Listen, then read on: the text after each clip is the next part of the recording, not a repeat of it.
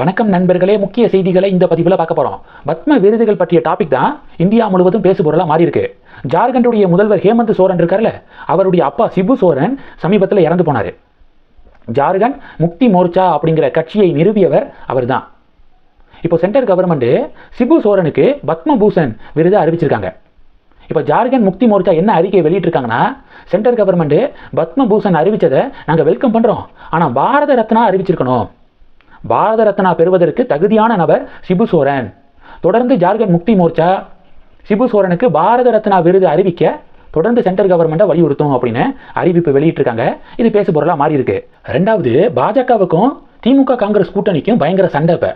சண்டைக்கான காரணம் என்ன தெரியுமா? இந்த பத்ம விருதுகள் அறிவிப்புல அரசியல் இருக்கு அப்படின்னு காங்கிரஸ் சொல்றாங்க. பாஜக புள்ளி விவரத்தோட மாநில வாரியாக எவ்வளோ பேர் பத்ம விருதுகள் இந்த வாட்டி வாங்க போகிறாங்க அப்படின்னு சொல்லிட்டு பட்டியலை வெளியிட்டிருக்காங்க. அதில் நம்பர் 1ல் மகாராஷ்டிரா இருக்குது. மகாராஷ்டிராவுக்கு தேர்தலே கிடையாது, ஆனால் மகாராஷ்டிராவிலிருந்து தான் அதிக பேர் தேர்ந்தெடுக்கப்பட்டிருக்காங்க. அப்போது இது தேர்தலுக்காகன்னு சொல்லுவீங்களா அப்படின்னு சொல்லிட்டு பாஜக செக்க வைக்கிறாங்களா. இப்போ இன்னொரு விஷயம் என்னென்னா, பாஜக சொல்கிறாங்க, காங்கிரஸில் எப்படி பத்ம விருதுகள் அறிவிக்கப்பட்டுச்சு தெரியுமா? பாரத ரத்னா விருது நேரு அவர்கள் பிரதமராக இருந்தபோது அவருக்கு அவருடைய கவர்மெண்ட் பாரத ரத்னா விருது அறிவிச்சாங்க. ஜவஹர்லால் நேரு அவர்களுக்கு 1955 பாரத ரத்னா விருது அறிவிக்கப்பட்டுச்சு. அப்போ அவர் தான் பிஎம். இந்திரா காந்தி அவர்கள் பிரைம் மினிஸ்டராக இருந்தப்ப அவங்களுடைய கவர்மெண்ட் பாரத ரத்னா விருது அறிவிச்சாங்க. 1971 விருது அறிவிக்கப்பட்டுச்சு. அப்போ இந்திரா மேடம் தான் பிஎம். இது மாதிரி பாஜக எதுவும் பண்ணல அப்படின்னு சொல்லிட்டு பாஜக பதிலடி கொடுக்குறாங்க.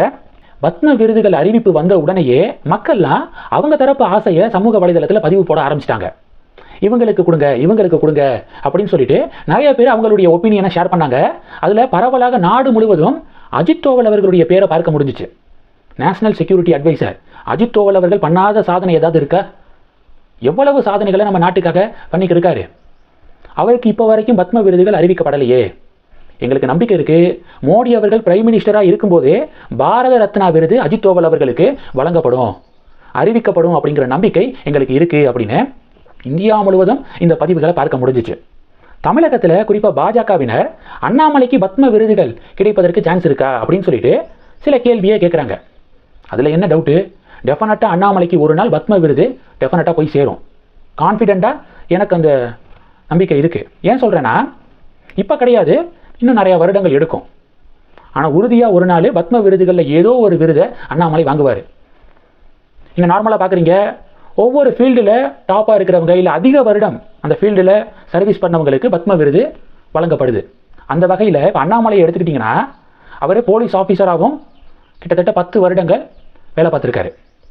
இப்போ கூட ஐபிஎஸ் விஜயகுமார் இருக்கார்ல, விஜயகுமார் வீரப்பனை பிடிக்கிறதுல ஹெட்டாக இருந்தார்ல விஜயகுமார், அவருக்கு பத்மஸ்ரீ விருது அறிவிக்கப்பட்டிருக்கு.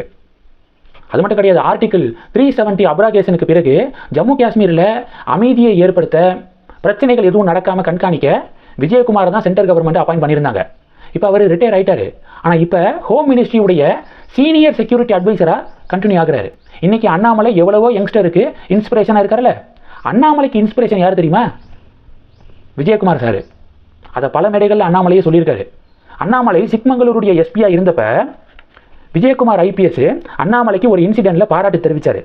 2017 பாபா புதன்கிரி தர்கா தொடர்பாக ஏற்பட்ட மத ரீதியான பதட்டம், அதை அண்ணாமலை ஹேண்டில் பண்ண விதத்தை விஜயகுமார் அவர்கள் பாராட்டியிருக்காரு. அது சம்பந்தப்பட்ட பதிவுகள் இப்போ சமூக வலைதளத்தில் ட்ரெண்டிங்காக ஷேர் ஆகுது. அப்போ அண்ணாமலை போலீஸ் ஆஃபீஸராக இருந்தப்ப நல்ல ஒரு பேர் மக்கள் மத்தியில் நல்ல ஒரு செல்வாக்க பெற்றார். இது கெரியர். இப்போ கூட தமிழிசை மேடம் சொல்லியிருக்காங்க, விஜய் எதுக்கெடுத்தாலும் கெரியருடைய உச்சத்தை விட்டுட்டு வந்திருக்கேன் அப்படின்னு பேசுகிறார்ல. தமிழிசை மேடம் சொல்கிறாங்க, நானும் மருத்துவர் தான், என்னுடைய கெரியரை விட்டுட்டு தான் பாலிடிக்ஸ் வந்திருக்கேன். தம்பி அண்ணாமலை ஐபிஎஸ்ஸாக இருந்தவர், அவருடைய கெரியருடைய உச்சத்தை விட்டுட்டு தான் அவர் அரசியலுக்கு வந்திருக்காரு. ஆளாளுக்கு அவங்களுடைய கெரியரில் உச்சமாக தான் இருக்காங்க, அதை விட்டுட்டு தான் மக்கள் பணிக்கு வராங்க. ஸோ விஜய் மட்டும் என்னமோ பெரிய ஒரு இது பண்ண மாதிரி பேச வேண்டாம் அப்படின்னு தமிழிசை மேடம் சமீபத்தில் ஒரு ஸ்டேட்மெண்ட் கொடுத்துருக்காங்க. அப்போது அண்ணாமலையுடைய கெரியருடைய உச்சம் ஐபிஎஸ், அது ஒன்று.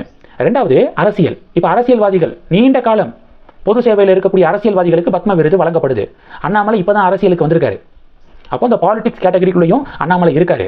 இது எல்லாத்தையும் தாண்டி சமூக சேவை, வி த லீடர்ஸ் அப்படிங்கிற ஃபவுண்டேஷனை நடத்தி வராரு. அதன் மூலமாக கிராமப்புறங்களில் இருக்கக்கூடிய குழந்தைகளுக்கு நல்ல கல்வியை ஏற்படுத்தி கொடுத்துருக்காரு. கிராமப்புறங்களில் இருக்கக்கூடிய மாணவர்கள் பெரிய பெரிய இன்ஸ்டிடியூஷனில் கல்வி பயில கோச்சிங் ஃப்ரீயாக கோச்சிங் கொடுத்துருக்காரு அண்ணாமலை. எவ்வளோ பெரிய சமூக சேவை. அப்போது எல்லா கேட்டகரிக்குள்ளேயும் அண்ணாமலை ஆப்ட் ஆகிறாரு. அதனால டெஃபினட்டாக என்னைக்காவது ஒரு நாள் அண்ணாமலைக்கு பத்ம விருது கிடைக்கிறதுல எந்த டவுட்டும் இல்லை எனக்கு. என்ன கொஞ்சம் காலம் எடுக்கும், 10 வருஷம் 15 வருஷம் இது மாதிரி டெஃபினட்டாக காலம் எடுக்கும். ஏன்னா இப்போ பத்ம விருதுகள் அறிவிக்கப்பட்டதில் முக்கால்வாசி பேரை எடுத்து பாருங்கள், எவ்வளவு வருட எக்ஸ்பீரியன்ஸ் இருக்கிறவங்கன்னு பாருங்கள் ஒவ்வொரு ஃபீல்டுலையும். அது மாதிரி அண்ணாமலைக்கு கிடைக்கிறதுக்கு டெஃபினட்டாக காலம் எடுக்கும். ஆனால் அண்ணாமலை அந்த பத்ம விருதுகள் பெறுவதற்கான மிக தகுதியான ஒரு நபர் தான் அப்படிங்கிறதுல எந்த டவுட்டும் இல்லை.